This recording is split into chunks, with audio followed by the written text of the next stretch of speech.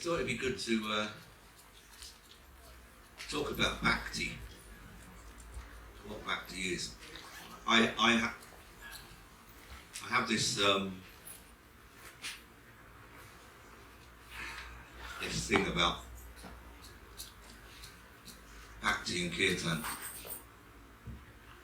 Having seen how the West has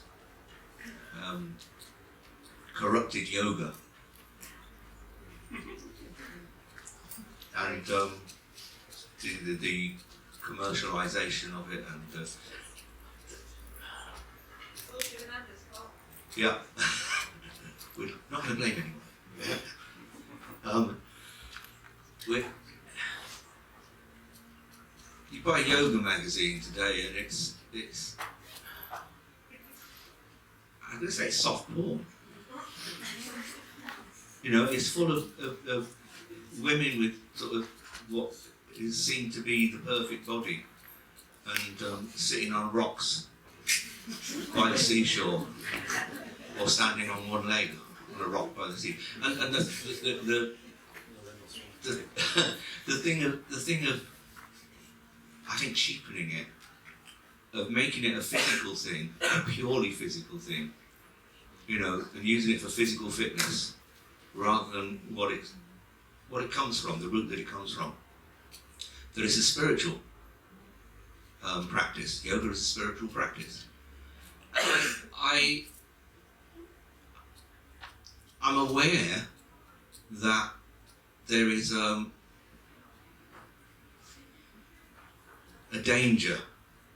I think it's a bit more than a danger in some places, that Kirtan and Bhakti becomes a good sing-along. Now, I've been to some yoga camps where Bhakti is placed on at the end of the day. Everybody's been doing their yoga and different things, and great. And then the Kirtan comes at the end of the day with very little understanding of what Kirtan and Bhakti is all about. I've been in sort of these groups where you go in and people are singing and chanting, and other people are having conversations and talking about everyday things while it's going on, and the reverence, if you like, the reverence and the awareness isn't there. And so I'm on a mission, I think. I'm on a mission to sort of to get it out there about what Bhakti is really all about. Bhakti is the yoga of devotion, of love, of service. So I thought it would be good to get these lovely people to talk about, I'll put them on the spot now with this, haven't I? To talk about what Bhakti really means to them, not just when they come in groups like this, but in their everyday life. The Bhakti in, I mean, I don't know if anyone has got a job.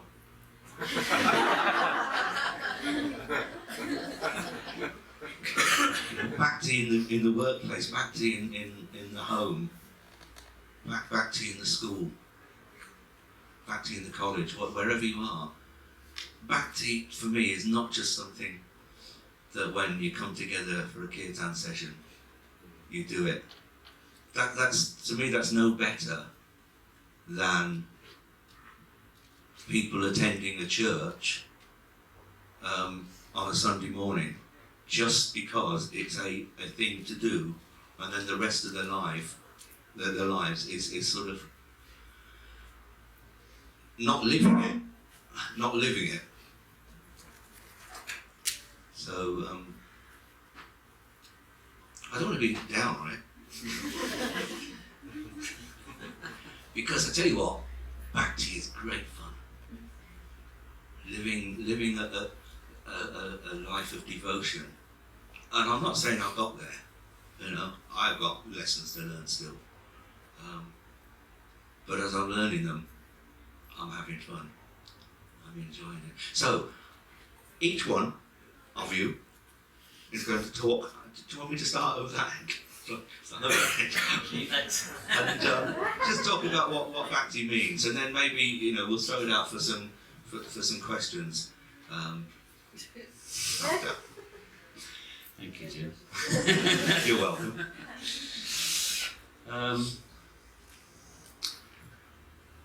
So there's can you hear me okay? There's a quote from Hafez, the Sufi poet, and he talks about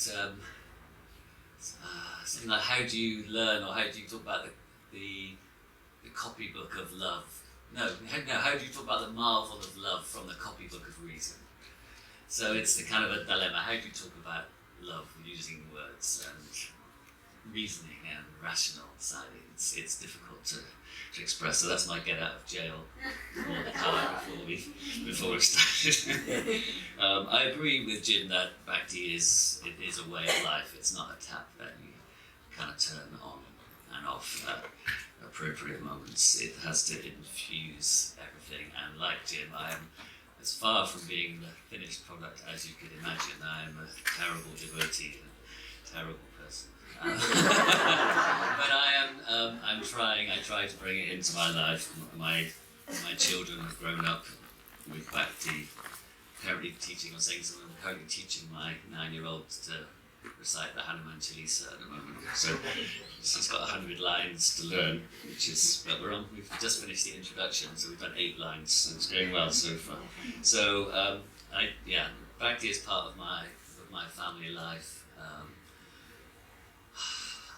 I used these mantras were a godsend literally when the children were young.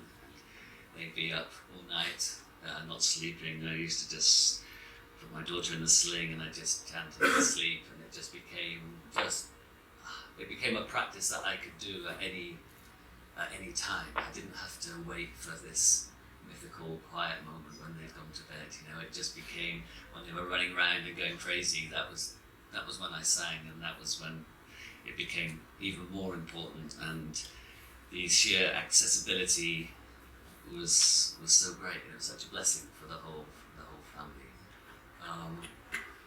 So I don't know what to say. Part of Bhakti also, I think, is kind of maybe spontaneity. I didn't want to think about what I was going to say, which is always a slight danger, but part of it is being kind of in the moment and unprepared.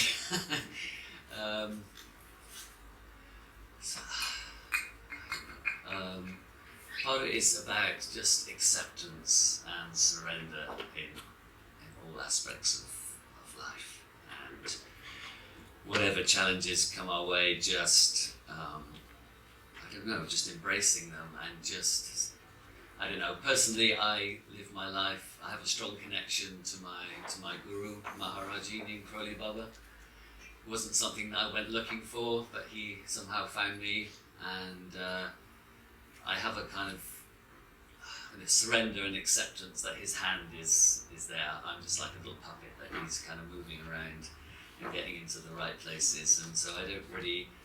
So somehow letting go of control, letting go of an agenda, letting go of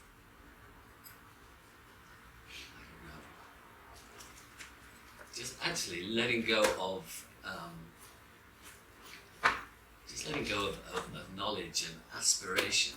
I remember when I first got on the spiritual path, and I was, you get really kind of over enthusiastic, don't you? And you want to kind of share it with people, and I suppose I'd sort of, you start to hear about enlightenment, and you think, wow, this sounds amazing. And I read, many years ago, Autobiography of a Yogi, and then I was like, wow, Kriya Yoga is supposed to be the method that gets you there really quick. I want to learn about Kriya Yoga, it's all these things I want this to happen in the future. And then that's gradually really just disappeared the more I've done this practice, and I have no attachment now to the future and to what may happen on my own path. It's enough just to be present in the moment, and I'm really not concerned about what happens in the future. I believe that that's kind of taken care of regardless of what I do. It doesn't mean I don't kind of apply myself in certain ways, but I'm not. There's no attachment to being somewhere or achieving something. So getting to the waffling stage. I'm going to have to shut up. I might think of something else, maybe. But yeah. Okay, so I accept up your waffling. Exactly what I'm going to do. I thought I was going to be the only devil's avocado, but as soon as you started off, I shall continue. 35 years ago when I connected with the Bhakti path, I was a pretty niche kind of person really. There weren't many vegan Kirtan things around in those days. Everybody thought I was loony, but it's so great to see so many people taking to this path because we really have to open our hearts, and it's a very direct method for doing that. But I would just like to say, it's only part of the bird. If you've got a bird with two wings and a body, and you're only flapping with one wing, then you're going to go around in circles. So, the two other aspects to, I guess, success in yoga practice, because this is what it is yoga, is by recognizing there are two other parts to it, and the other two parts are Jnana Yoga and what's the other one? Karma Yoga? Karma Yoga, yes, that's the one. Yeah, I don't know why he looked at me, he's probably not doing enough of it. Karma Yoga and Jnana Yoga. Without knowing where we're going, which is what Jnana Yoga is all about, and about self-inquiry, we can get so sort of stuck in the heart that we're not actually using our head. So it's very important to focus on this. We have an incredible history of wisdom which has come from the Vedas. You know, the Vedas, the Upanishads, a lot of it. It's incredible. What the rishis set out for us as a practice, which is mantra, is part of something else. It's part of a bigger picture. I could talk for a long time and get totally lost in what I'm trying to say, but so I have to try and focus my mind on what I'm trying to say. Shakti Tantra is where it all came from. Shakti Tantra is about the Divine Mother. We're here in a sense to celebrate the Divine Mother, because this is all the Divine Mother is. She is the Shakti, the vibration that this universe is composed of. And there's some great teachings in Shakti Tantra. I could just name two which would be really good for anyone to look at. Sri Vidya and the Dasha Mahavidyas, the 10 wisdom goddesses, which embody Patanjali's Yoga Sutras. And the most important part of the Patanjali's Yoga Sutras, as I'm sure you all know, are Yama and Niyama, the 10 kind of moral codes that we have to focus on in life. Without those, you really can't get anywhere. And I see a lot of people sort of launching themselves into the spiritual path without paying any attention to the Yamas and Niyamas. And it can be devastating if you don't. You know, you see a lot of people doing Kundalini Yoga, and the Shakti comes up and then they go crazy because they don't really address any of the issues that we have to address as human beings. I am rambling. And Karma Yoga, Karma Yoga. I remember meeting the Dalai Lama in 2014 in Dharamsala in India, and he said he'd just been to a gathering of all the world spiritual leaders, and they were all saying, we must pray to God that things get better. And when he got up, he said, what I said, if God was listening, he'd do something about it. We have to do it ourselves. And this is so important, and this is what Karma Yoga is. It's about forgetting ourselves and actually working for the other, working for us, not me, us. And this is where we are now, I think, in our society. We have to work for us. And what does that need? We need to put ourselves to one side. And this is the heart of the practice of yoga. It's about, selflessness, but also not ignoring the ego. The ego gets a bad rap. It's the thing that's kept us alive for however old we are. We need the ego, but we don't have to listen to it, because talking a load of shit most of the time. I have to say, mine is anyway. So, it's just about, it's a kind of not reacting to the ego and just getting on with it and seeing that there are other people in the world. And, the earth doesn't charge anybody for its produce, Stuff comes out of the ground continually. But some people feel that they have a right to charge money for it. I'm just waiting for the day for when the sun sends us all a bill. Right, I hear you. 10 billion years of sunshine. It's going to cost you. It doesn't. So we've really got to get out of this idea of transactionality. And I think this is the thing that Jim was kind of alluding to when he said about, how Bhakti Yoga is being modified. And I think we're all looking to make a bit of cash. We're all looking to sort of get a bit of celebrity and all that kind of stuff. But it's not. It's about practicing. It's about perfecting ourselves. It's about getting out into the world and doing something useful, something good that's going to help society. And but doing it with wisdom. Check out the teachings. That's why they're there. The great rishis of old didn't formulate all the mantras so that we can, as Bhakti yogis and Kirtan singers can make a lot of cash out of all their, amazing utterances. We've got to use them. Yes, of course. We've got to practice. We've got to perfect ourselves. These are what they're there for. And, anyway, I'll shut up. Thank you.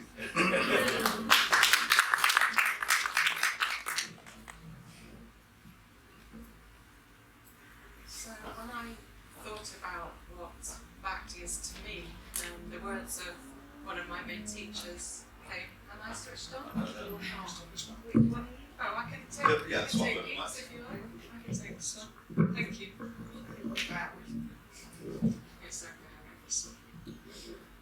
The words of one of my main teachers came to mind. That's Thich Nhat Hanh, and he says that we should walk as though we're kissing the earth with our feet.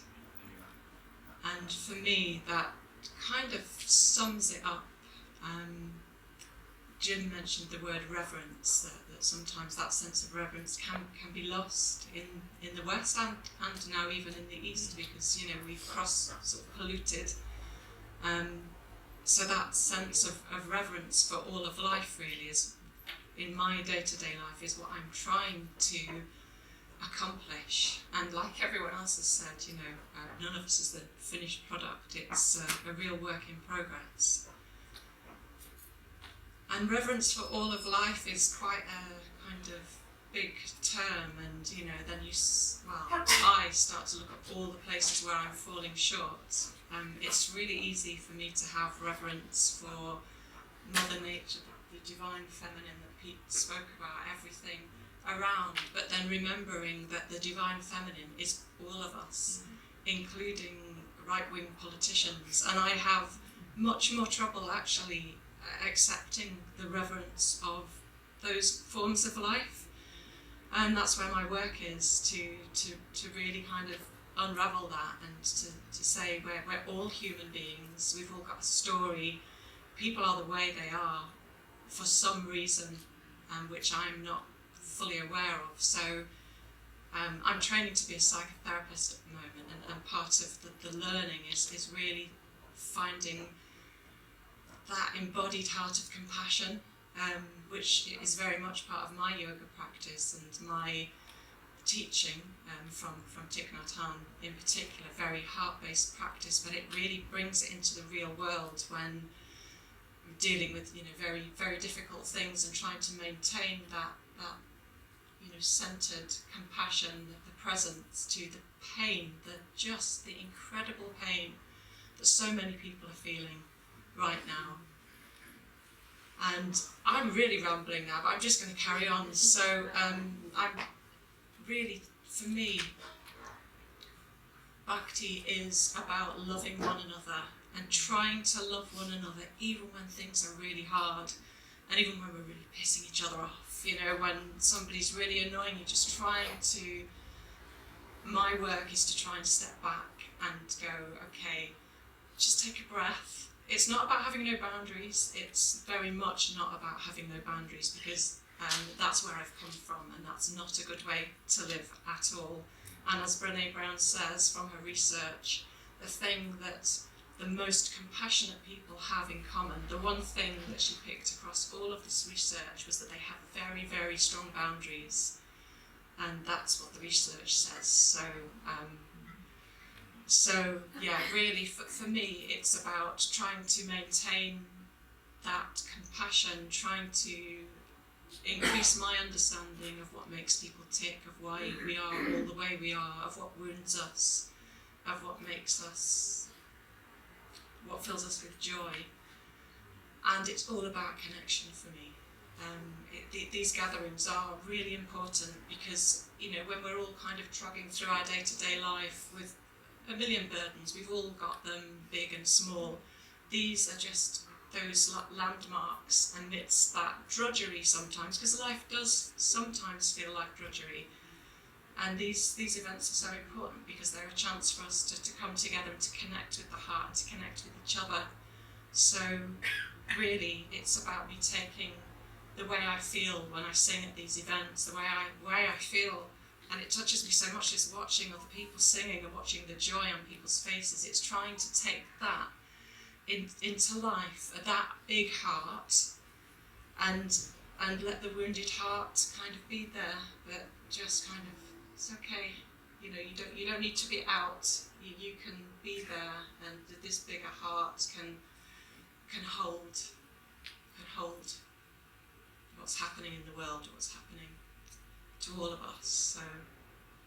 So yeah, I don't know whether that answered the question, Jim, but that's what came out.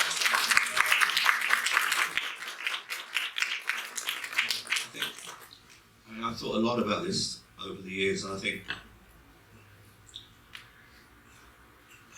maybe it has something to do with my background. I was brought up in a Christian sort of background, so much so that I went on and became a Christian minister.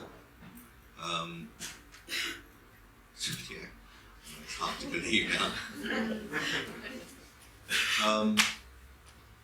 And I got totally disillusioned for lots of reasons that we were saying, you know, this is what it is, and finding out actually it isn't. And it took me a long time to even come to the point where I could use the word God and not feel angry. Couldn't talk about it. Didn't want to know. And it's only in recent years that I've actually discovered what that word God means, what it means to me. And it's not, it's not a long-haired man with a long white beard.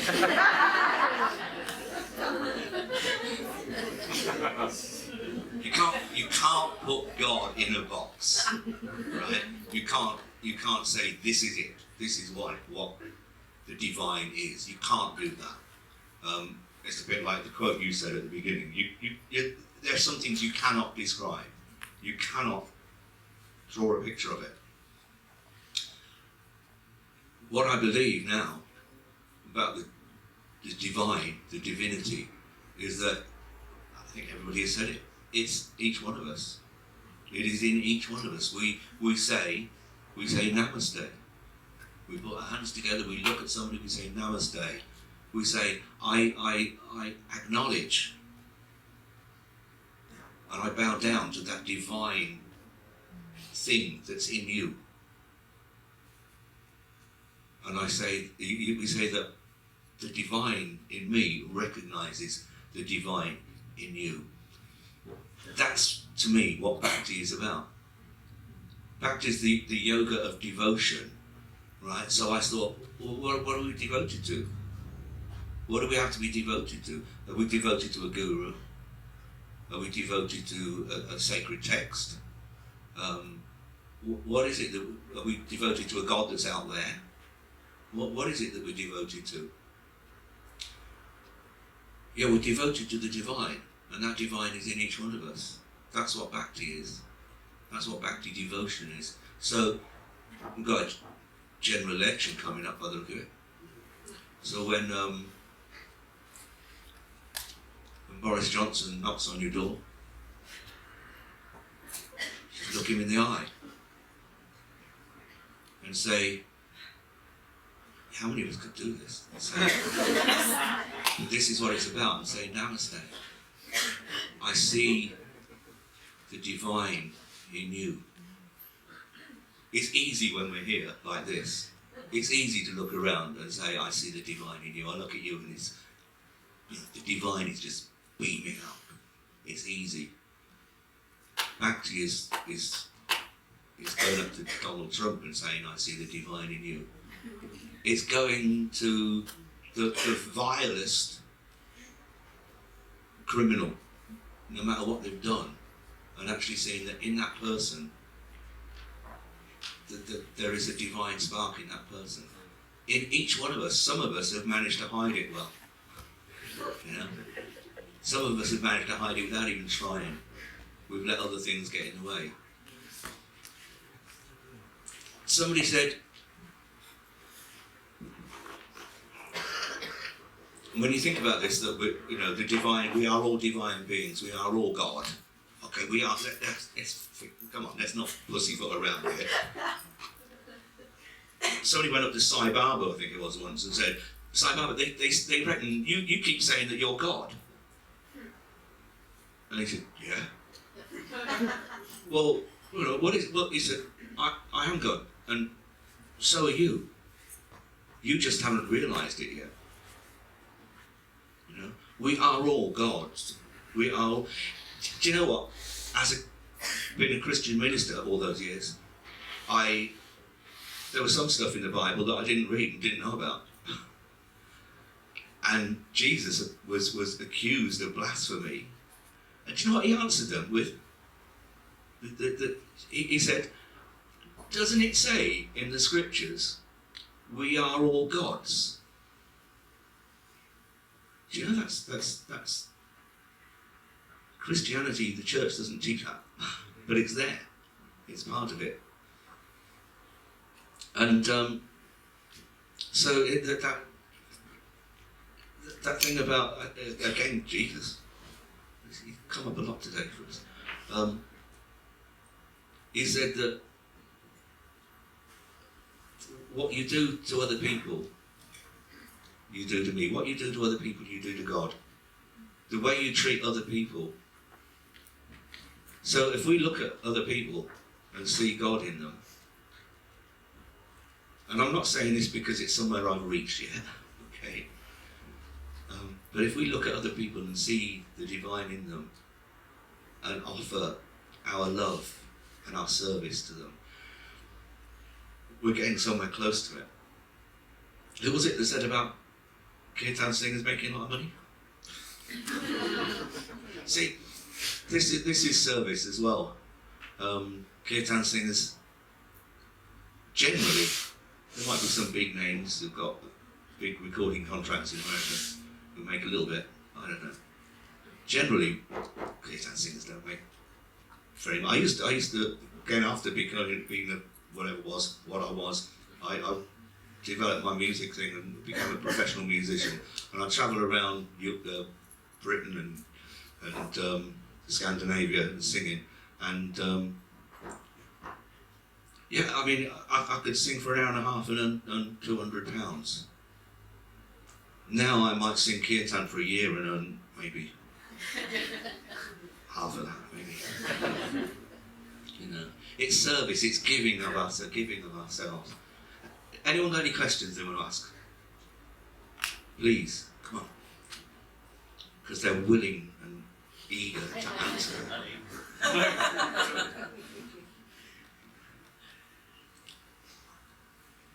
Okay. That's unusual. Good. Can you say something about focus?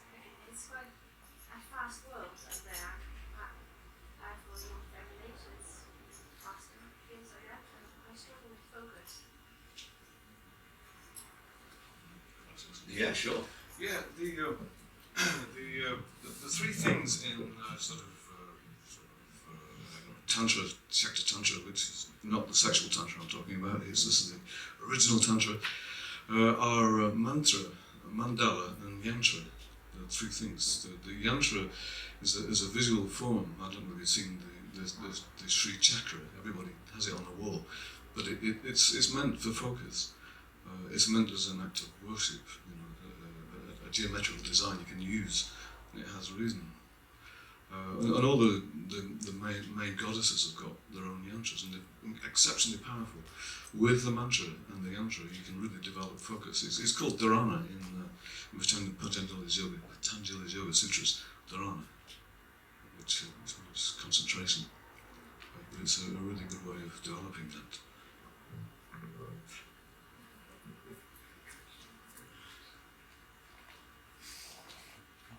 Well, I've got something to add. I keep mentioning my teacher, Thich Nhat Hanh, but he teaches a form of very embodied mindfulness.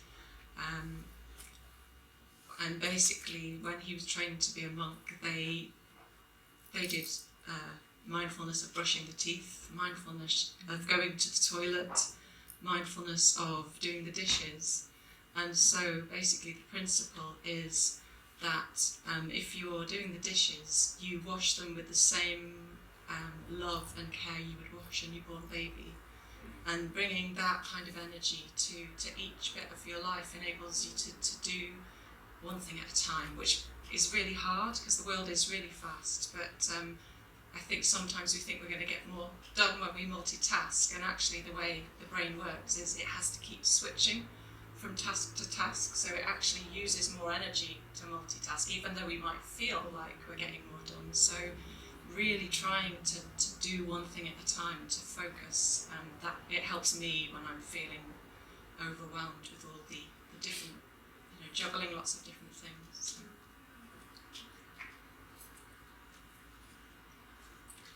I just find chanting helps me focus.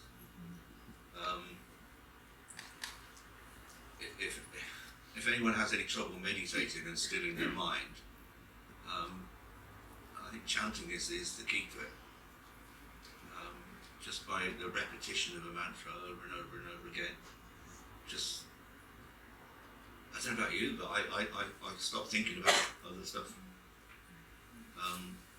And that's not a musical thing, because when I was sort of singing before, I could be singing a song and my mind would be miles away, all over the place, But with mantra, there is a focus in that. Just saying, I seem to, when I actually lead Kirtan, it seems to be the moment where I'm the most focused ever, because it seems to be there's this kind of place where my hands, there's a kind of a muscle memory through playing the instruments, and my hands are knowing exactly where to go, and I'm not thinking like, okay, I'm playing this note or this chord. My hand's doing what it's meant to be doing, and I'm singing and just in the present moment. And then I know when my mind has wandered, because I have this instant feedback because I make a mistake. So as soon as I make a mistake, I'm quickly able to check, okay, that's because my mind just went somewhere. So it just brings me straight back into the moment again, and then I'm just immersed in the repetition again. So it's very good for instant feedback to know when you've lost focus, basically. It just brings you straight back, and it's like, oh God, yeah, this is what I'm doing, I'm singing. So it works for me.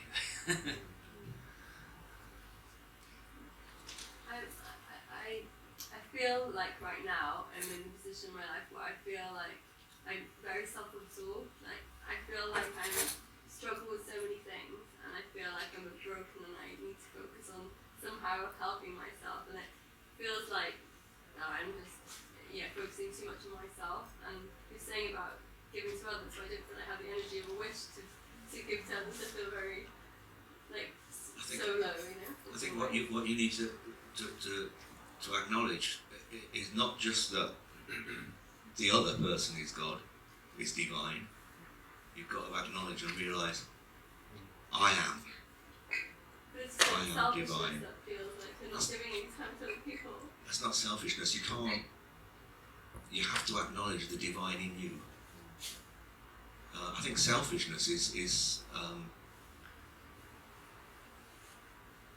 can be looked at as a physical thing, whereas acknowledging the divinity in yourself is a deeply spiritual thing, and it is hard to do it, when you first start to do it, it's hard to sort of, because you do feel like I'm putting myself up here. I'm giving myself more attention.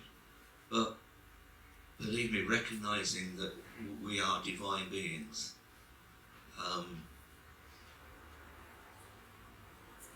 really is the starting point. A starting How do you bring point. that into your life? How you can say it, but it's how do you do it?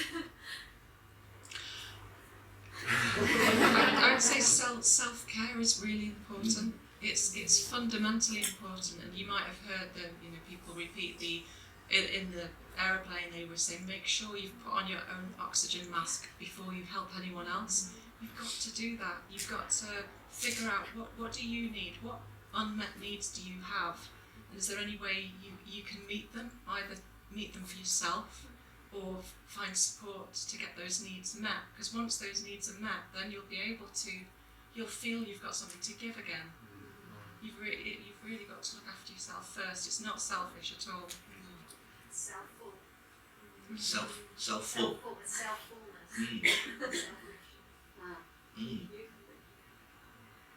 How do you deal with your internal critic?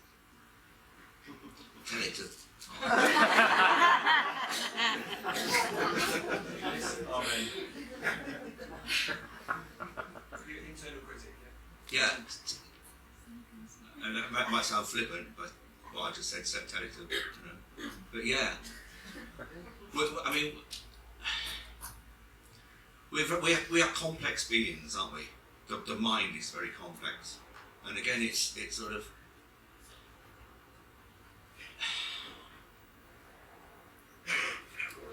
listening to this above this. It's listening to. I mean, where do you say God lives in you? I mean, but we talk about in your heart, don't we? And I think that is where it's at. In your heart, and your mind is going to tell you otherwise. Always will. Your mind always will. If your mind is anything like mine, the thoughts that come in during the day. I read somewhere about how many millions of thoughts we each have in a day, and 4,000. we just need to. It's like that meditation of watching a leaf go by on a river, and you focus on a point on the other side of the river, on the bank, and the leaves come and they float along on the water, and they just float past you.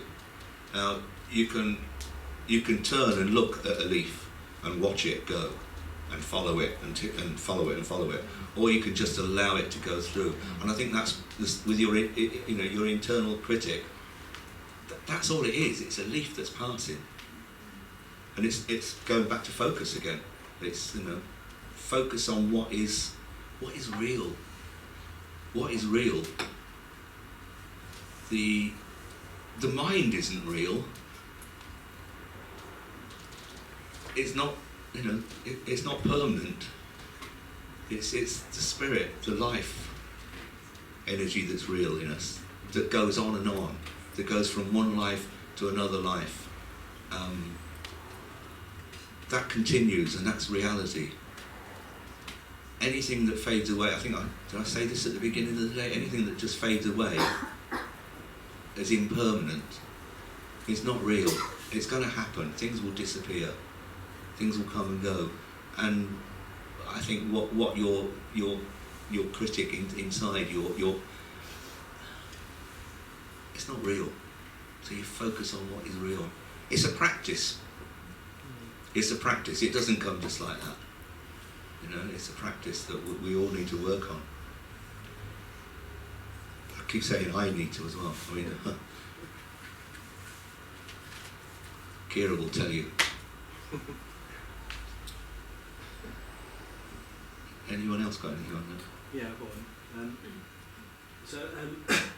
What I've found is, as I've discovered Bhakti and come closer to it in the last few years, is that the desire to want to sing, to participate, to create this with other people and do it has grown stronger, and it's started to sort of move other things out of the way of it, and it's sort of, I feel like there's been some reordering of my life to accommodate this practice. So I just wanted to ask whether there was any similar experiences of that, or in the people up here as they've approached this practice. Somebody else talk. It's totally disassembled my life.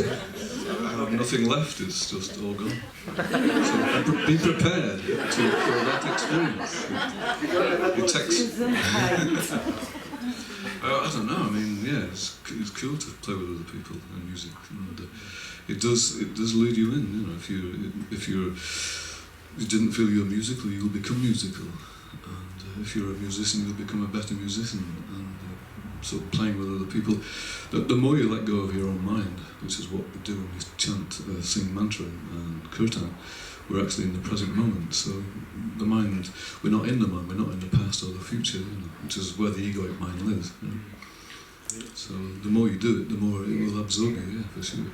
That seems to be where the nourishment lies, where the healing lies. The desire to do it is like because of what you like before and what you like afterwards, and sustaining time, staying there. Well, that bliss that you feel is just because you're in the present moment. There's just nothing happening in the mind, and that's your natural state. It's your innate state of beingness, and that becomes a permanent thing after a while. You can walk around, watch the television, watch Donald Trump and Boris Johnson, and go, "Whew, it's really cool." And yeah, you can do it. So what?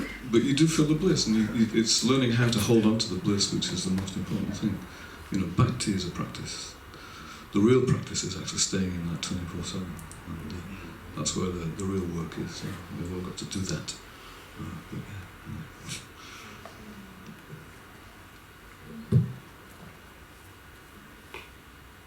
What's the first thing you do when you get up, wake up? What do you have alarm clocks that beep? Do you have any music when you wake up? I'm going to give you a tip. Every morning when we wake up, the alarm goes off. It's not a beeping alarm, it plays a CD. Every morning. Every morning we wake up to the Gayatri mantra. Sometimes we don't always hear it fully. You wake up and sort of it's come to the end nearly, but it's there and it's sinking in. Whether you hear it physically or not, it's sinking in. Do something like that. Get yourself a CD alarm clock. They still make, they do still make CDs. We're selling them, aren't we? That's how we make £100 a year.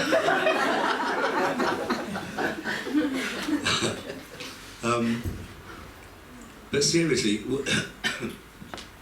fill your head with this good positive stuff. Fill it with good meditation isn't about emptying your mind. It's about controlling what's in your mind, and if you can control it by filling it with what is good.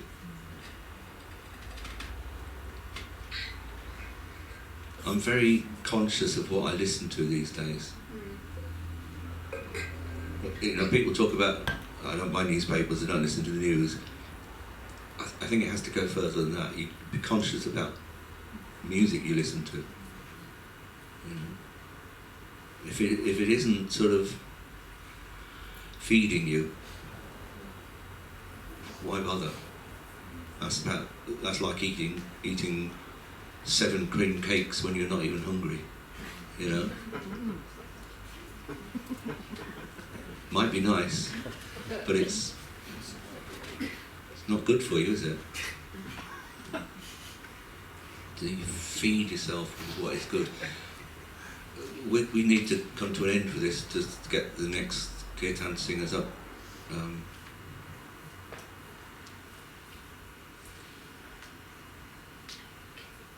Two things before we do. I want you to turn to people sitting next to you, look into their eyes, and say to them, Namaste, the divine in me recognises that divine in you.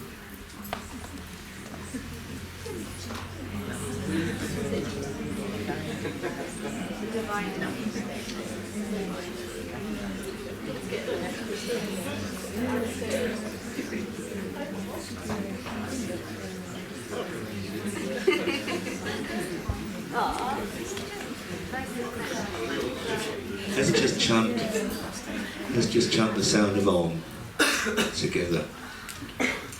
Creative sound, the sound of the divine. Don't take a breath in, chant Om. When your breath is gone, start it again. Don't wait for the people next to you to do it. Just chant it again. Om.